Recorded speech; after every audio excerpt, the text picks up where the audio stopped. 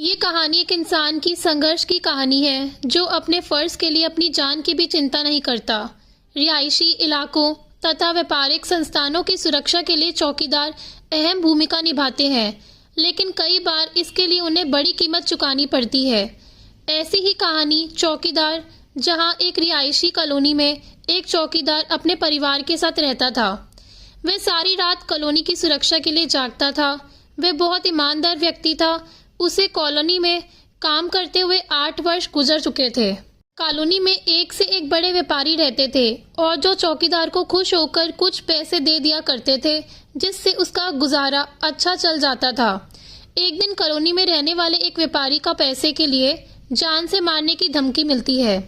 वह अपने मौत की डर की वजह से अपने घर से निकलना बंद कर देता है और बिना किसी को बताए अपने घर में ही छिपा रहता है। पर एक रात कुछ हत्यारे कॉलोनी में घुसते हैं और उसी व्यापारी के घर पहुंच जाते हैं जिसको जान से मारने की धमकी दी गई थी। लेकिन उसी वक्त चौकीदार की नज़र उनमें से एक व्यक्ति पर पड़ जाती है। चौकीदार जोर जोर से चिल्लाते हुए उसके पीछे भागता है। चौकीदार का शोर सुनकर कॉलोनी के कुछ लोग अपने घरों से बाहर आते हैं और जैसे ही उनको चोरों का पता चलता है, सभी हथियारों को चारों तरफ से घेर लेते हैं।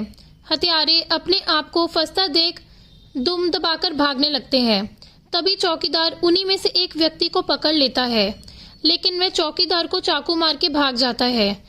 चाकू के जख्म से चौकीदार जमीन पर गिरकर बेहोश हो जाता है। हत्यारों के भागने के बाद सभी चौकीदार के पास पहुंचकर उसे उठाकर अस्पताल पहुंचाते हैं।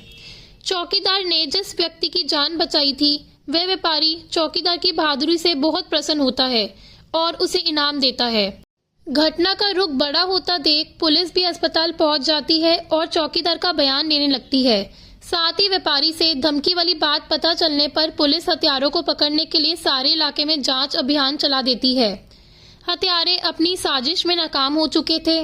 अब वे चौकीदार को अपने रास्ते से हटाना चाहते थे, क्योंकि वे समझ चुके थे चौकीदार के रहते हुए वे उस व्यापारी की हत्या नहीं कर सकते। वह पूरी योजना बनाकर एक रात चौकीदार के घर में घुसकर उसका बेटा अगवा कर लेते हैं, जो कि सिर्फ 5 वर्ष का ही था। सुबह होते ही चौकीदार की पत्नी रोते हुए चौकीदार के पास पहुंचती है और अपने बच्चे के अगवा होने की बात कहती है। चौकीदार के शरीर के घाव भी अभी भरे नहीं थे और दिल का एक और जख्म मिल चुका था। चौकीदार दुखी हो जाता है और रोने लगता है। तभी चौकीदार के मोबाइल पर हत्यारों का फोन आता है और वह उसे धमकी देते हुए कहते हैं, यदि अपने बच्चे की जान बचाना चाहते हो तो आज रात हमारे आने पर कोई प्रतिक्रिया मत करना, चुपचाप अपनी जगह पर सोते रहना, वरना बहुत बुरा होगा। इतना कहते ही हत्यारे फोन काट देते हैं। चौकीदार अपने बच्चे की जान का खतरा होने की वजह से बात सभी से छुपा लेता है और उसी रात हत्यारे दोबारा व्यापारी की हत्या करने के लिए कॉलोनी में दाखिल होते हैं। लेकिन इस बार उन्हें चौकीदार के बच्चे को अगवा करके उसे ब्लैकमेल कर लिया था।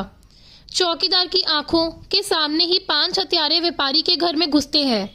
व्यापारी सो रहे होते तभी अचानक कमरे में कई पुलिस वाले हत्यारों की तरफ बंदूक तानकर खड़े हो जाते हैं। हत्यारे पुलिस वालों को देखते ही सन्न हो जाते हैं और आनन फानन में यहाँ वहाँ से भागने की कोशिश करने लगते हैं, लेकिन पुलिस की मजबूत पकड़ से एक भी हत्यारा बच नहीं पाता। सभी को गिरफ्तार कर लिया जाता है। हत्यारे चौकीदार को धमकी देते हुए कहते हैं कि तुम्हारे बच्चे की जान अब नहीं बच सकती है, लेकिन चौकीदार मुस्कुराते हुए कहता है कि तुम अपने ठिकाने पर फोन लगाकर पता कर लो तुम्हारे लोगों का क्या हाल हुआ। और जब हत्यारा अपने एक साथी को फोन लगाता है तो पता चलता है कि पुलिस ने उनके ठिकानों पर छापा मारा और बच्चे को उनकी गिरफ्त से छुड़ा लिया और साथ ही उनकी बाकी साथियों को भी गिरफ्तार किया जा चुका है। दरअसल चौकीदार ने पुलिस वाले को अपने बच्चे की अगवा होने की खबर पहले ही कर दी थी और उसी ने हिम्मत करते हुए सारी योजना के तहत हत्यारों को गिरफ्तार करवाया था। चौकीदार की हिम्मत और बहादुरी के लिए कॉलोनी वाले उसे सम्मानित करते हैं और पुलिस की तरफ से चौकीदार को उच्च नागरिक सम्मान प्रदान करते हैं। दोस्तों, अगर आपको ये कहानी पसंद आई हो तो प्लीज़ लाइक करना और चैनल को सब्सक्राइब करना। धन्यवाद।